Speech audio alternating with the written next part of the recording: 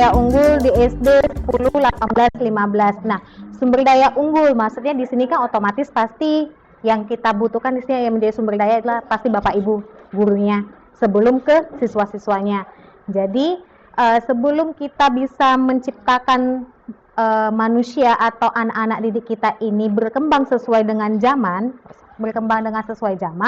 kita harapkan kita sebagai pendidik yang harus bisa dulu Bapak Ibu, terutama untuk di era 5.0. Jadi ada perpindahan dari era 4.0 ke era 5.0. Nah, di mana kalau era 4.0 mungkin kita memang sebagian sudah mengetahui tentang teknologi. Nah, teknologi yang paling dasar mungkin itu adalah komputer ya Bapak Ibu ya. Tapi mungkin itu di bagian Excel, Word, masih dalam pengetikan sistem surat. Nah, mungkin dalam pembelajaran juga kita belum aktif terlalu untuk menggunakan hal-hal itu kepada siswa-siswa kita. Paling kalau kita itu menggunakannya untuk proses penulisan kita saja. Untuk istilahnya ingin naik jabatan ya Bapak Ibu ya. Kita jadinya untuk mengurus Javung, ada karya tulis kita baru memanfaatkan teknologi. Tapi saat ini itu diwajibkan, bukan begitu Bapak Ibu. Nah, terutama untuk anak-anak, apalagi di saat sekarang ini berhubungan dengan pembelajaran. Nah, untuk era ini kan pemanfaatan teknologi berbasis berarti setiap manusia memanfaatkan teknologi. Yang paling dasar saat ini untuk siswa-siswa kita adalah dengan e-learning Bapak Ibu. Jadi bukunya itu tidak lagi buku panduan, buku cetak. Jadi anak-anak bisa pakai buku digital. Nah, dari buku digital itu di mana saja anak-anak berarti sudah bisa dapat membaca dan mempelajari. Dan kita juga bisa membantu siswa-siswi untuk belajar tidak hanya dengan tatap muka. Jadi dengan bantuan virtual teknologi yaitu menggunakan LMS. Yang paling sederhana tadi dikatakan oleh Ibu Lisa yaitu menggunakan Google Classroom. Nah, tadi saya dengar Bapak Ibu baru menggunakan WA saja. Jadi setelah pakai WA Bapak Ibu tidak ada interaksi selain itu ya? Ada Bu, guru kelas 1 Lisbeth di videokannya kan tema satunya itu kan kelas 1 apa Bu Lisbeth diriku. Guru ini memperkenalkan dirinya, namanya, guru apa, dan sebagai ini nama saya. Lalu siswa kan divideokan juga Bu dari rumahnya itu Bu Lisbeth kelas 1B. Boleh berbagi pengalaman nggak Bu?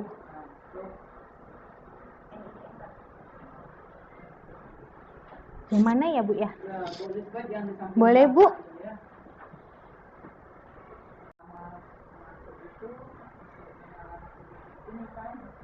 Kemudian kami minta WA dari semua, tapi memang nggak semua. Jadi kemarin belum bisa tatap muka supaya anak-anak itu juga tidak ketinggalan pelajarannya di rumah. Saya buat sendiri video saya di depan kelas, di dalam kelas. Iya Bu. Saya menjelaskan bagaimana belajar tentang diriku, memperkenalkan bagian-bagian anggota tubuh. Saya buat video saya share video orang tua murid itu. Mereka bisa menunjukkan itu kepada anak-anak mereka di rumah. Kemudian setelah itu saya minta lagi, saya suruh buat video masing-masing mereka itu, kirim lagi ke saya, bagaimana cara memperkenalkan diri. Oh, berarti masih sebatas mengirim video itu ke WA ya Bu ya? Nah, kalau di era 5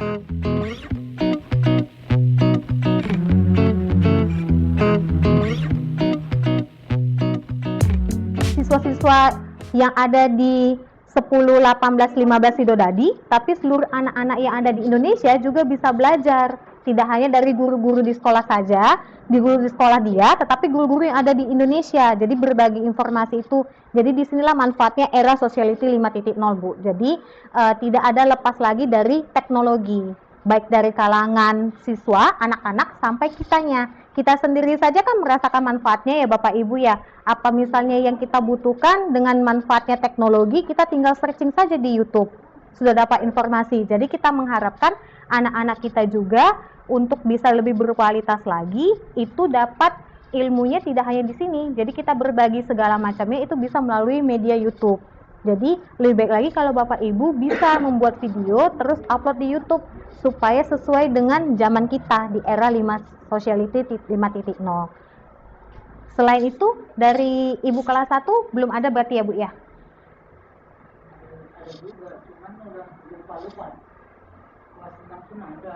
Video ya Bu ya, berupa video itu memang sudah membantu juga Bu. Nah itu memang sangat diharapkan. Nah memang kedatangan kami di sini di era sosial 5.0 itu hanya memfokuskan, mengharapkan kita sebagai pendidik Bapak Ibu mindsetnya sudah berubah. Jadi tidak lagi fokus untuk mengajar di kelas, terutama di sekolah, tapi kita bisa membantu anak-anak yang ada di Indonesia lainnya dengan menggunakan video Bapak Ibu. Mungkin dari saya itu aja Bapak Ibu, nanti dilanjutkan oleh teman-teman saya yang lainnya. Terima kasih Bapak Ibu. Assalamualaikum.